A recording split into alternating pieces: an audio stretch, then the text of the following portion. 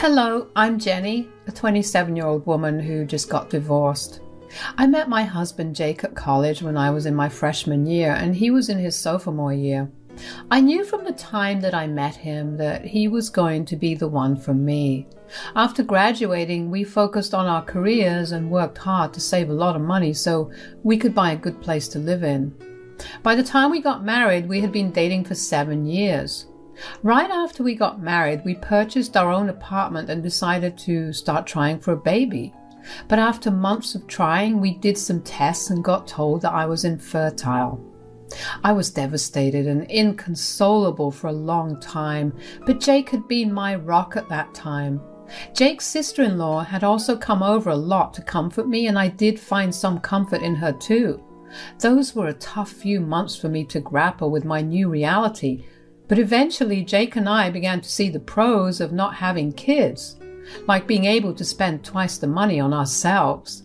About 2 years into Jake and I being married, we decided to be the ones to host for the holidays.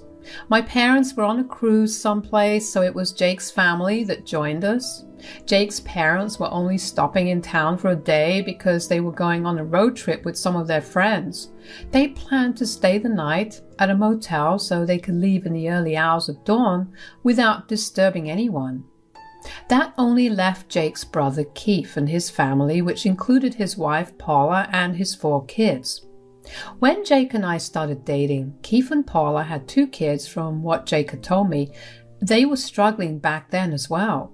Keith wasn't working in a good enough job to support all of them, and Paula was adamant about being a stay-at-home mom. It was beyond me why they had 2 more children when they were struggling with the 2 they already had, but I digress. Anyway, that holiday, they asked us if they could stay with us for a week. Guys, we need to ask you about something. Yeah? What is it?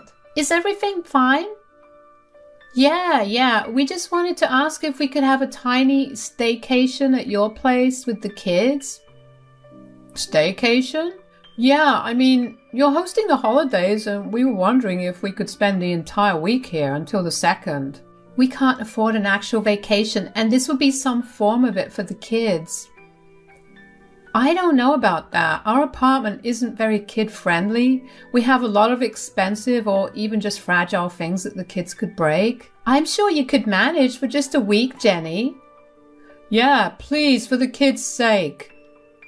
Come on, Jenny. Please just help out my family this once.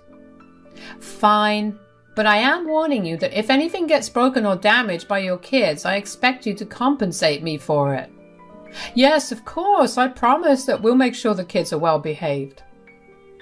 I wasn't too keen on allowing the kids in our home because I did have a lot of collections and other oddities hanging on walls or on shelves that were worth quite the buck. I had no other place to keep them away, because every room in our house would go towards giving Keith and his family a place to stay. I felt really pressured into giving up the space that I considered comfort, because Paula and Jake kept glaring at me while Keith looked at me like he was about to cry in desperation. I felt both intimidated and bad, so I gave in. Of course, my hesitation made Jake really upset with me. When Keith and Paula left our place that evening, Jake began lashing out at me for not helping the family. He asked me over and over again how I could be so heartless and value material things over family. He didn't even let me get a word in.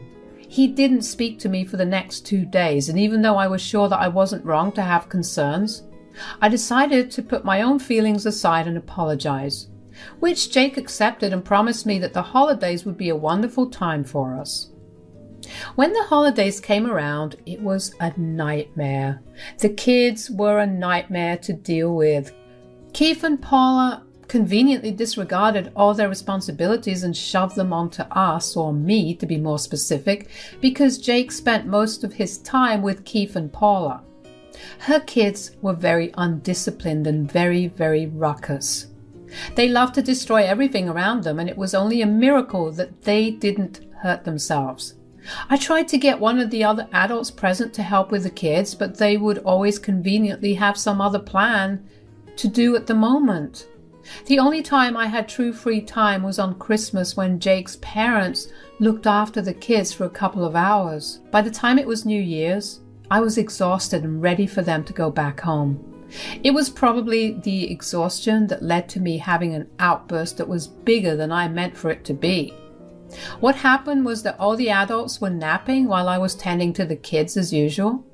I was changing the diapers of the littlest one when I turned away for a couple of minutes to use the washroom so I could wash my hands.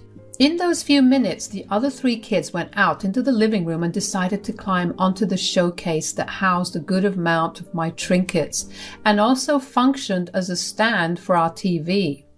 Well, to get better grips on the shelves, they decided to throw a bunch of the trinkets on it away, and one of them picked up one of the trinkets and began hitting the TV with it, which damaged the TV screen. When I heard the commotion and rushed into the living room, I was greeted by this huge mess. Of course, the commotion had been loud enough to wake everyone up. The sight of the mess and all of the damage made me lose it. That is it. Whoa, calm down, Jen. It's just a little mess.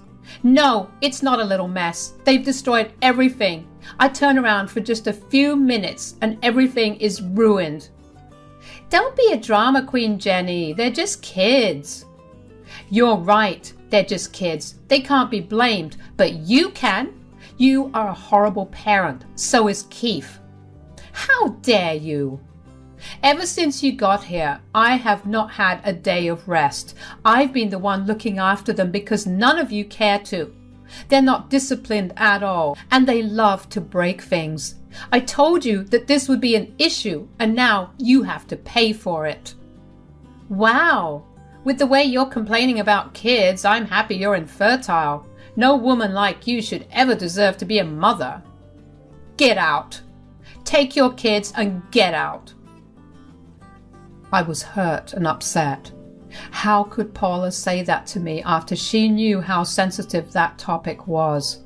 Not to mention, that was a really cruel thing to say. Once again, Jake got angry at me, but I didn't care. I was right and he knew it. He could have helped me out with the kids, but he chose not to either.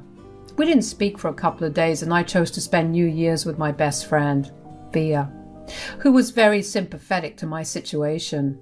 Jake and I eventually sorted things out, that I did make it very clear to him that I expected to be compensated for the damage, because aside from the TV, a lot of the trinkets were antique ones. I also told Jake that I never wanted to see or hear from Paula ever again. He begrudgingly agreed, but only because he knew I was right. The total damage costs came to around $2,000, and I decided to have them only pay half of it, considering their struggles. And then a couple of months later, Jake told me that he had something to tell me. So, Keith called me today. Oh, that's nice. What did he say? Turns out he got this huge promotion. That's great for him. Guess they won't be struggling anymore, huh? I'm happy for them. Yeah, but he'll be moving to another state and it's way too expensive to move the whole family there. He asked if Paula and the kids could move in with us. No, I don't see why Paula can't handle the kids herself. Or, now that Keith will be earning more, they can hire a nanny to help her look after the kids. Come on, Jenny, don't be so mean. You know what happened the last time they stayed over for the holidays. I will not let that nuisance back into my home. It's not just your home, it's mine too. This is my family. I'm sorry you're too heartless to care about family, but I'm not that way. If you have such a giving heart, why don't you help them hire a nanny? Or better yet, why don't you go over and help her raise her children? Wow, you really don't care about how much Paula will struggle. Not after she made fun of me for infertility, I don't. You know what? You're too upset right now. We'll talk about this tomorrow. Good night. I couldn't believe Jake's audacity. He knew just how I felt about Paula and her kids coming over, especially after last time, but he still chose to ask me and insult me in the process too. Of course I cared about family, but that's a sentiment that should go both ways. I cared about his family, but they never seemed to care about me. I didn't see why I should have done more than they would have done for me. The next morning, we were back on the discussion, and I firmly told him no over and over again. I suggested alternatives to helping them too, like me sponsoring a nanny, or even us going over on the weekends and looking after the kids so Paula could have some time off. But he shot those down too. Every time I told him that Paula and the kids were not allowed in our home, he would get more and more frustrated. He used every tactic possible, emotional blackmailing, yelling at me, threatening to leave me, you name it, he tried it. I didn't budge. That was a hill I was willing to die on. This argument lasted a good week before suddenly Jake was acting all normal. That made me very suspicious, of course. He was very distant, but he no longer seemed agitated with me, nor did he try to ask me again to let Paula and her kids move in. After a week of constantly asking me and pestering me, this made alarm bells go off in my head. I decided to do a little snooping around. I waited until Jake had fallen asleep to take his phone and go through it. Yes, I know it's wrong, but when you have this intense gut feeling that something's wrong, you just want to check up on it. And that's what I did. I first went through his chats with his brother, and I saw one message from Keith that said, "Thanks for helping Paula and the kids." That immediately confirmed my suspicions that something was happening behind my back. I went through his chats with Paula and then found out that he had gone behind my back and told Paula that she and her kids could come and live with us. He also told her that he planned to give her my room because I was the one who didn't want to help her, so having to give up my room would teach me a lesson. I was furious. Jake and I each had our own rooms. They were rooms that we filled with things that both of us enjoyed individually. Mine also acted as my office on days that I worked from home. So giving up my room also meant giving up all forms of privacy. While a part of me wanted to wake him up right then and there and yell at him for going behind my back and villainizing me, the sane and rational part of me knew that it would lead to nowhere. I would be the one who would get hurt while Jake would continue to live well. I knew at that moment that I had the upper hand and I was going to play my cards right. According to Jake's text with Paula, she was set to move in 2 weeks, so that gave me 2 weeks to move out beforehand. The first thing I did the next morning was to book a storage room where I could store all the furniture. Yes, all the furniture. You see, after Jake and I got married, we purchased a pretty big apartment. We had more than enough money after saving for years together, and it was our dream apartment. However, after we purchased it, we obviously needed to furnish it, but Jake decided that he didn't want to do that immediately. He wanted to do it after another 6 months. Keep in mind that all we had with us was a mattress, no bed frame, some utensils, and our personal things. Jake said he was tired of constantly not having any money to spend from saving so much for years. I understood his issue back then, so I let him have it his way. 8 months passed and my home was bare as it was on the first day we moved in, save for the few trinkets I bought here and there. Whenever I brought up buying the furniture, Jake would get all moody and upset with me. So I took matters into my own hands and bought everything myself. He didn't spend a dime on anything.